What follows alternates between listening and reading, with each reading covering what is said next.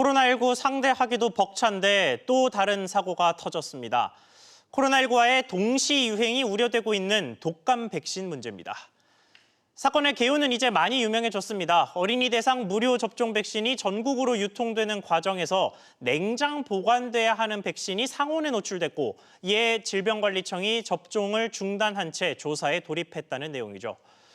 오늘 이슈 분석에서는 이 사건의 현재 조사 진행 상황과 함께 근본적인 문제점 그리고 코로나19 상황까지 자세히 짚어보겠습니다. 백순영 가톨릭대 의대 명예교수 나왔습니다. 교수님 안녕하십니까? 예, 안녕하세요. 네, 일단 10분이라는 시간 이게 먼저 좀 도마 위에 올랐습니다. 박능호 복지부 장관이 백신이 실제 상온에 노출된 시간이 한 10분 정도로 굉장히 짧다라는 식의 취지로 이야기를 하면서 그렇게 짧은 시간만 노출이 됐으면 백신의 품질 저하나 문제가 생길 만한 우려는 좀 적다. 안심을 시키는 듯한 발언을 했거든요. 실제로 그렇습니까? 예, 실제로 그렇긴 합니다. 과학적으로 보면은 며칠이 지나도 상온에서 큰 문제가 없는 것이 사백신의 특징이죠. 예. 이 독감 백신은 생백신하고 사백신이 있는데요. 생백신은 살아있는 바이러스를 약독화시켜서 가볍게 앓고 지나가게 하는 것이 생백신이기 때문에 온도의 변화에 민감합니다. 그렇죠. 그래서 살아있으니까요. 온도가 높아지면은 결국 맹물이 돼서 물백신이라는 의미가 여기서 나오는 것이죠. 그러니까 물백신이 효과가 없는 백신. 그렇죠. 효과가 없는 백신이죠. 반면에 사백신이라는 것은 바이러스는 다 죽여버리고 감염성은 없지만 거기에 남아있는 단백질들만을 정제를 해서 이것들을 사용하는데 여기에 이제 면역 보강제라고 그래갖고 어주번트라는 것이 들어갑니다. 예. 그래서 일반적으로는 온도에 민감하지만 이 품질을 관리하기 위해서는 2도에서 8도씨까지 제조 과정부터 접종할 때까지 유지하게 돼 있는 것이 규정이거든요. 예. 따라서 10분이냐 1시간이냐의 문제가 아니에요. 상온에서 노출이 됐다고 그러면 일단 다 폐기하는 것을 원칙으로 하고 있기 때문에 이 부분은 노출된 부분은 다 폐기하는 것이 맞다고 생각합니다. 그렇군요. 자, 그런데 문제가 된 물량이 꽤 많습니다. 500만 도즈. 그러니까 도즈라는 게 그 접종분, 회분을 뜻하는 거더라고요. 예, 도즈라는 건 한 회분이기 때문에 어린아이들 같은 경우 생애 처음 맞을 경우는 2회 맞을 경우도 그렇죠. 있거든요. 그러니까 한 아이가 2번 맞을 경우 2도즈가 필요할 수 있는 것이죠. 그래서 문제가 된 물량이 500만 도즈다라는 식의 이야기가 지금 추정이 되고 있는 상황인데 상온 노출 우려가 나온 게요. 그런데 주장이 국회의원으로부터 하나 나온 게 있습니다. 식약처가 이 중에 750도즈만 꺼내서 백신 유효성 검사를 하고 있다. 너무 적게 샘플링 검사를 하는 게 아니냐. 이런 식의 주장인데 이 부분 어떻게 보십니까? 그 샘플링을 하면은 750도즈를 하는 것이 맞겠지만 사실은 500만 도즈를 다 하면 다 못 쓰게 되니까 쓸 수는 없는 거 아니겠습니까? 예. 결국은 샘플링을 해서 하는 것인데 750도즈가 검사를 해봤더니 완전히 완벽하더라 한다고 해서 나머지 500만 도즈가 사용할 수 있느냐 하면 그것이 아닌 것이 그렇죠. 일반 국민들의 신뢰가 떨어져서 나는 어찌됐든 그 노출된 그 백신을 안 맞겠다고 생각하면은 무료 백신의 신뢰도가 완전히 없어져서 아무도 안 맞으려고 그러는 상황이 되고 전부 지금도 유료 백신 맞으려고 그러고 있지 않습니까? 그렇죠. 이런 부분에 문제가 있을 수가 있기 때문에 얼마가 됐는지는 모르지만 이것을 검사할 것이 아니라 500만 도즈 중에서 실제 상온에 노출된 것이 얼마나 되는지를 먼저 추려낸 다음에 그것을 완전히 폐기한다고 그러면 시간도 빨리 될 것이고 검사도 안 해도 될 것으로 보이는데 네. 지금 상황을 보면 좀 안타깝습니다. 그렇군요. 그러니까 교수님께서는 지금 우려가 제기된 500만 회를 다 폐기하는 게 아깝기는 하지만 안정적이고 확실한 방안이다라고 계속 말씀을 하시는 것 같은데. 그런데 그 부분은 문제는 생길 수가 있죠. 예. 지금 우리가 500만 도즈를 또 새로 공급할 수가 없기 때문에 그렇죠. 과연 얼마나 노출이 됐느냐가 문제인 것으로 보여서 즉 지금 아직까지 다 알려져 있지는 않지만 이 500만 도즈가 전부 상온에 노출된 건 아닌 걸로 보이거든요. 예. 그러니까 일단 노출된 그만큼은 그 물량만큼은 일단 폐기를 하고서 지금부터 빨리 접종을 해 나가면서 나중에 이제 모자라는 부분들은 어떻게든지 지금부터 긴급으로 만들어서 무슨 수를 쓰든지 긴급 수급을 하는 것이 더 맞는 방법이 아닌가 그렇게 생각을 합니다. 알겠습니다. 자, 그래서 이제는 원인을 좀 찾아보겠습니다. 원인을 알아야 재발을 또 막을 수가 있겠죠. 원인 중에 하나로 제기되는 게 정부가 백신의 단가를 너무 싸게 정했다라는 주장이 하나 있고요. 또 문제의 운송업체인 신성약품 같은 경우에는 그냥 단순한 배송 실수였다. 저가 입찰 때문은 아니었다. 이런 식으로 이야기를 하고 있거든요. 이 저가 백신, 단가가 너무 쌌던 백신에 대한 문제 제기는 어떻게 보십니까? 예, 그것도 매년 맞는 말이긴 합니다. 예. 일단 60% 정도의 가격으로 입찰을 받게 되면은 상당히 낮은 가격이 되죠. 예. 결국은 입찰하지 않는 회사들도 생길 수가 있는 것이고 제조원의 경우도 자기네들의 그 마진이 보장되지 않으면 아마 입찰을 안 할 것으로 지금 보이기 때문에. 60%가 일반 병원에 팔 때보다 정부에 공급할 그렇죠. 때 정부 구매 60%가 싸다. 무료 네. 구매 무료로 접종하는 물량은 60% 정도, 즉 15,000원 정도인데 8,000원 정도의 입찰을 받기 때문에 네. 물론 대량으로 구매하기 때문에 어느 정도 싸게 살 수는 있지만 너무 좀 심한 것이 그렇죠. 디스카운트가 된 부분이 있어서 이런 부분이 근본적으로 문제가 될 수가 있고 또 이런 싼 가격으로 들어오게 되면 유통 과정 중에서도 유통이라는 의미는 배송이라든지 모든 시스템들이 다 잘 갖춰져 있어야 되는데 예. 이것이 경험이 없는 신성약품이라는 도매상이죠. 도매상에서 이제 배분을 하게 되는데 이 배분을 하는 과정 중에서 한 번도 안 해봤기 때문에 미스가 생기는 것이고 또 이 말단으로 가면 갈수록 예를 들어서 이 신성약품의 창고로부터 창고는 냉동 창고죠. 냉동 예. 창고 안에서 트럭에 실은 다음에 다시 지방으로 가서 또 배분을 해야 되는데 소분을 예. 다 하고 맨 마지막에 말단은 의용급 보건소 뭐 다 가야 되지 않겠습니까? 예. 이렇게 갈 때 끝까지 2도에서 8도씨가 유지되느냐 하는 것이 문제인데 경험이 없고 또 운전기사님들 또 배송기사님들이 그거에 대한 지식이 없다고 그러면은 실수가 생길 수 있는 것이기 때문에 예. 처음 한다는 의미는 이런 실수가 언제든지 나올 수 있다는 것을 내재하고 있는 그런 부분이 있는 것이죠. 그렇군요. 자, 그래서 정부에서는 이 독감 백신의 입찰 방식 적정성을 검토하겠다.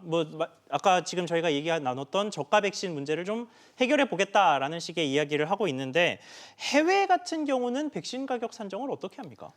미국 같은 경우는 약 80% 정도로 구매를 한다고 그러니까 이제 적정가가 될 수가 있는 것이죠. 예. 그런데다가 더 중요한 것은 안정적으로 시스템화돼 갖고서 그걸 체크할 수 있는 즉 온도를 계속 체크할 수 있는 시스템들이 다 갖춰져 있어야 되는데 네. 이것은 어떤 것을 의미하냐면 예를 들어서 맨 마지막 말단인 보건소나 혹은 의용급의 백신이 와서 냉장고 안에 들어가 있다 할지라도 지난 밤에 왔는데 지난 밤에 냉장고가 망가졌는데 아침에 몰랐다 그러면 결국은 콜드체인이 깨진 거 아니겠습니까? 예. 그렇기 때문에 그걸 기록하는 기록지가 다 있습니다. 그걸 로그 시트라고 그래갖고 시간의 경과에 따라서 온도가 어떻게 변했는지를 전부 체크할 수 있는 시스템들이 마련되어 있어야 되기 때문에 예. 이 냉동 트럭이라든지 그 이외에 소분하는 트럭들 또 냉장고들 이것들이 전부 처음부터 끝까지 기록이 다 돼서 완전했다 할 때 접종이 돼야 되는 것이기 때문에 그게 지금 우리나라에 있는 제도인가요? 다 있는 제도이기도 하고 그런데 지켜지지 않은 거네요.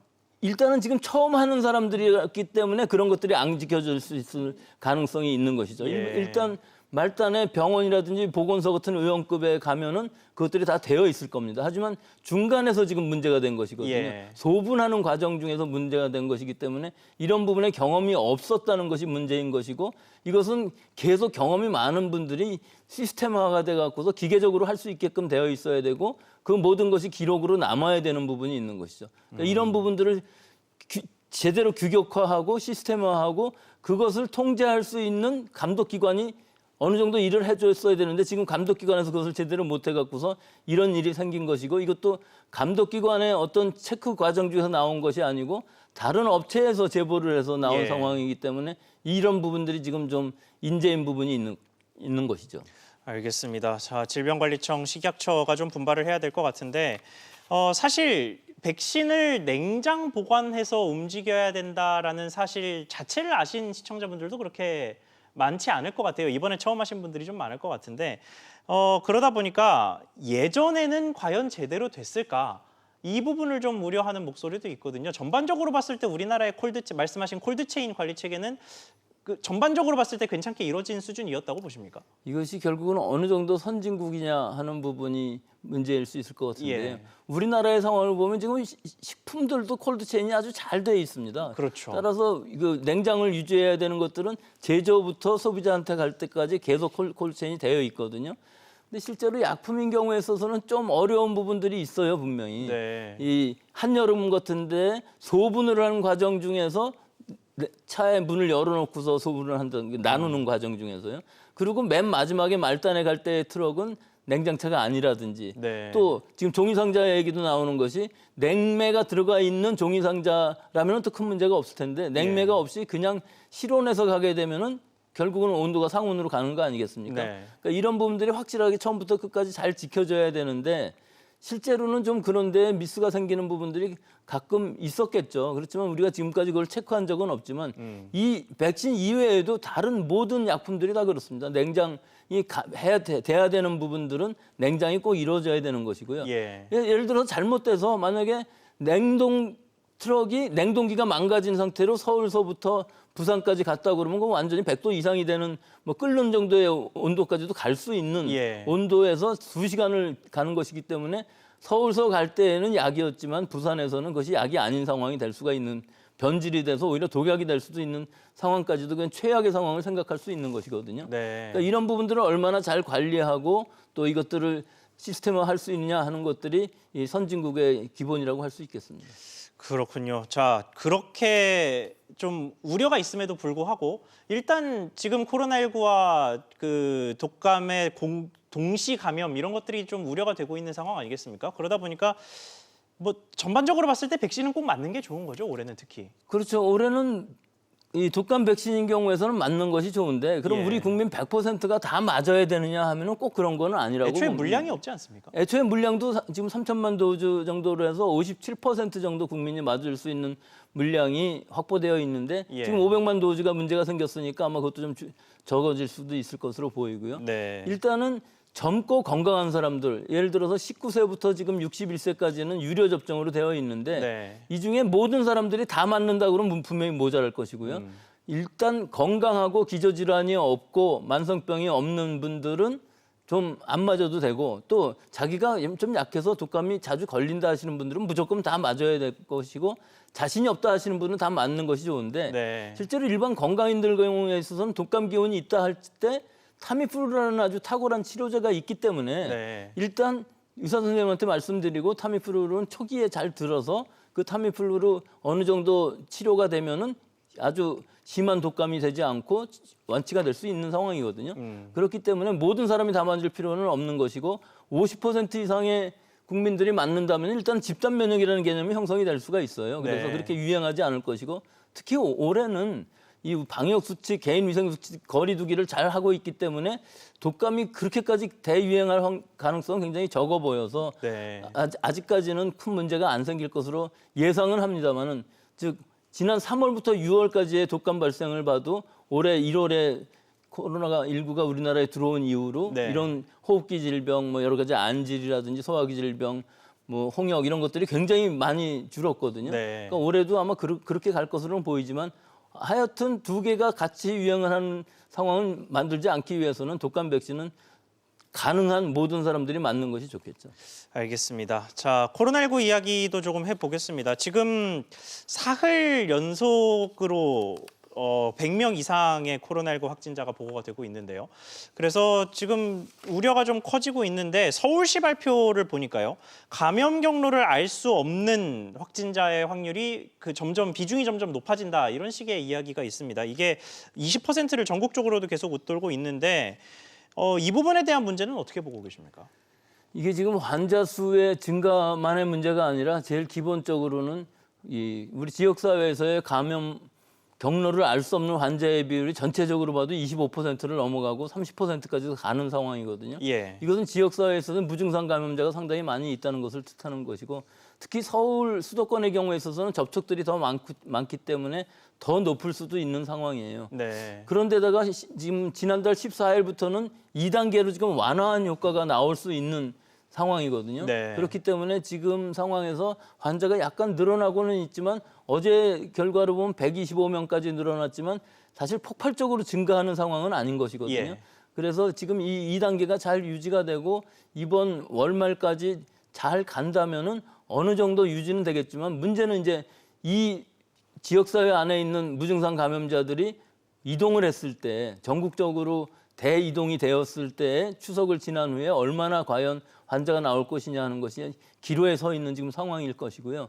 이 시기를 잘 지난다면은 그 이후에는 아마 가을, 겨울 좀 어느 정도 통제가 가능할 것이지만 역시 그 50명 이하의 1단계까지 가는 데는 상당히 많은 시간이 걸릴 수밖에 없는 것이 지금 상황에서 보면은 서울 수도권에서 지금 발생이 굉장히 컸거든요. 예. 유행이 8,000명 정도 되는 확진자가 나왔기 때문에 또 지역사회에서 무증상 감염이 점점 늘어나고 있기 때문에 이것을 통제하기는 어려운 부분이 있어서 빨리 줄어들기는 어렵겠지만 하여튼 지금 이 2단계 상황에서 1단계로 가는 100명 이하의 수준이라도 계속 유지가 돼야만 우리가 일상생활을 영위하면서 방역 통제를 할 수 있을 것으로 봅니다.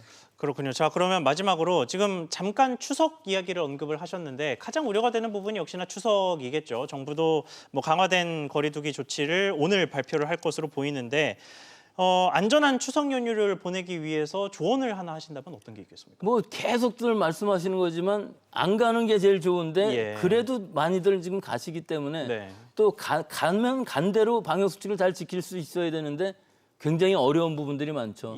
특히 고령자이신 부모님들을 만날 때에는 좀 거리를 두시고 마스크 쓰고 얘기를 하시고 또 상도 따로 받고 차례를 지낸다 할지라도 직계 가족만 모여서 하고 그전처럼 4촌, 8촌 다 모여서 같이 유의를 한다든지 뭐 예를 들어 윷놀이 한다든지 하면서 2박 3일 지내고 나면 이게 큰일이 날 수가 있거든요. 그러니까 올해는 가셔도 귀향을 하셔도 좀 접촉을 줄이는 방향, 즉 자가격리 수칙이라는 것이 있거든요. 어떤 확진자가 한 명 나왔을 때 화장실 따로 쓰고 침실 따로 쓰고 거리 두고서 얘기하고 마스크 쓰고 뭐 식기 같은 것들을 따로 쓰고 소독, 환기 철저히 하는 이런 것들을 다 지키면은 일단 가셨으면은 그런 방역 수칙, 개인 위생 수칙을 잘 지키시면은 사실은 무사히 돌아올 수 있을 것으로 보여서 좀 사실 상황으로 보면은 우리 전통 의식하고 맞지도 않고 여러 가지가 좀 어색하지만 그런 부분들을 잘 지키시면서 다시 귀향하시고 서울로 다시 돌아오시는 것이 좋을 것으로 봅니다. 네, 알겠습니다. 추석을 좀 무사히 넘겼으면 좋겠습니다. 오늘 말씀 여기까지 듣겠습니다. 백순영 가톨릭대 의대 명예교수와 이야기 나눠봤습니다. 교수님, 오늘 말씀 감사합니다.